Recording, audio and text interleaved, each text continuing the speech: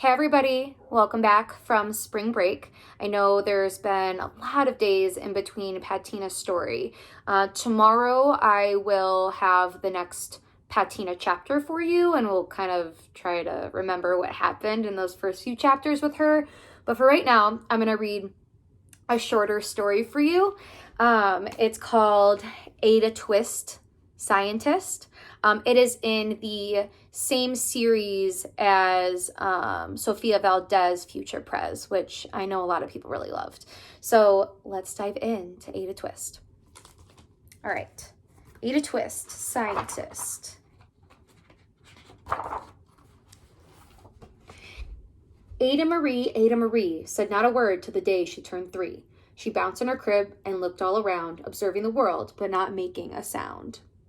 She learned how to climb and made her big break with a trail of chaos left in her wake. She ran through the day, chasing each sound in sight, and didn't slow down till she conked out at night.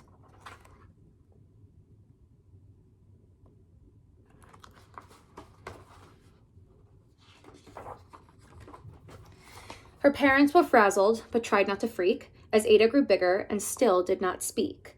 Clearly young Ada, with lots in her head, would have something to say when it ought to be said.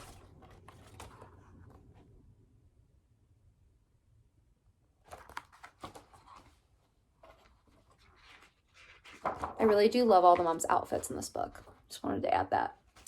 That's just what happened when Ada turned 3. She tore through the house on a fact-finding spree and climbed up the clock just as high as she could. Her parents yelled, "Stop!" as all good parents would. Ada's shin quivered, but she did not cry. She took a deep breath, and she simply asked, "Why?"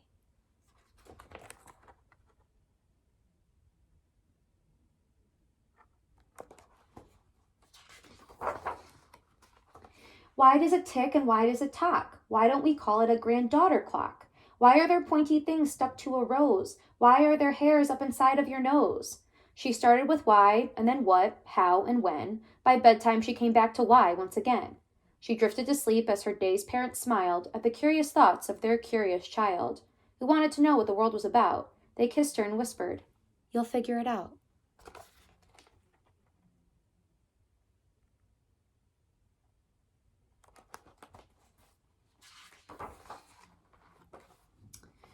Her parents kept up with their high-flying kid, whose questions and chaos both grew as she did.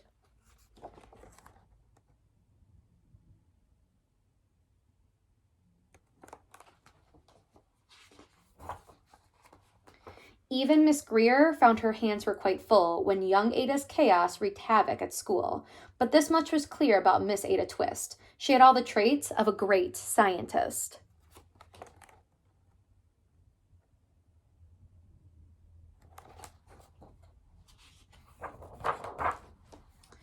Ada was busy that first day of spring, testing the sounds that make mockingbirds sing, when a horrible stench whacked her right in the nose, a pungent aroma that curled up her toes. "Zowie," said Ada, which got her to thinking, what is the source of that terrible stinking? How does a nose know there's something to smell, and does it still think if there's no nose to tell? She rattled off questions and tapped on her chin. She'd start at the start where she ought to begin. A mystery, a riddle, a puzzle, a quest. This was the moment that Ada loved best.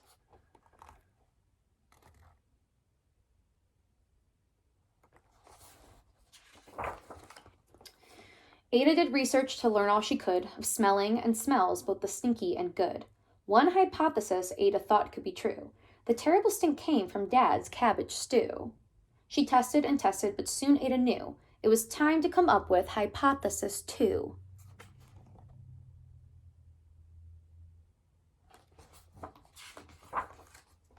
Then zowie, the stink struck again, just like that, hypothesis 2. It's caused by the cat. The cat couldn't make such a stink on its own. It needed perfume and some fancy cologne. So young Ada tested. The test was a flop. She started again, but her parents yelled, "Stop!" Means she's trying to put the cat in the washer.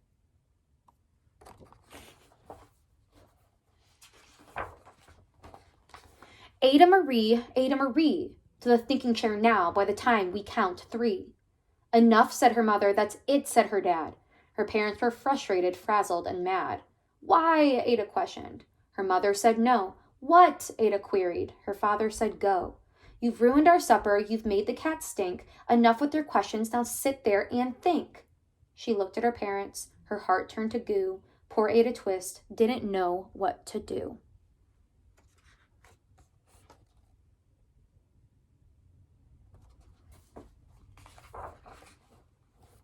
She sat all alone by herself in the hall, and Ada, once more, could say nothing at all.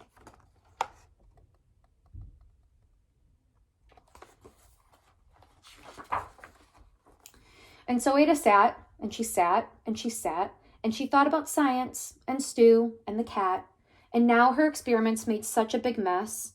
Does it have to be so? Is that part of success? Are messes a problem? And while she was thinking, what was the source of that terrible stinking, Ada Marie did what scientists do. She asked a small question, and then she asked two. And each of those led her to 3 questions more. Some of those questions resulted in 4.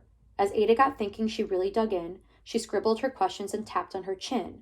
She started at why and then what, how, and when. At the end of the hall, she reached why once again.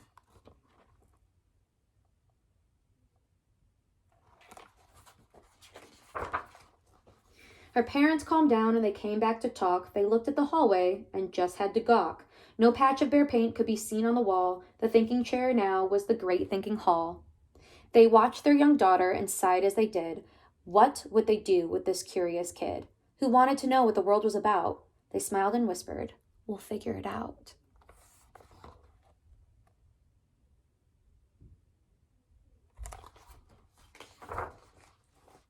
And that's what they did, because that's what you do when your kid has a passion and a heart that is true.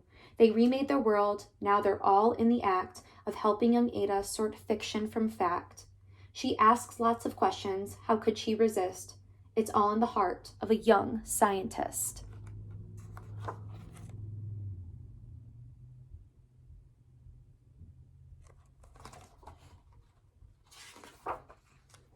And as for that smell, what can Ada Twist do but learn all she can with her friends in grade 2?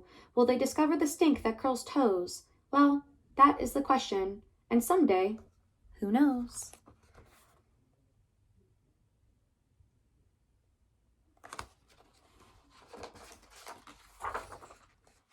That is the end of Ada Twist, Scientist.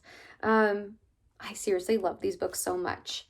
I hope you enjoyed it. I will see you tomorrow with our next chapter for Patina. Stay safe, wash your hands. Bye, friends.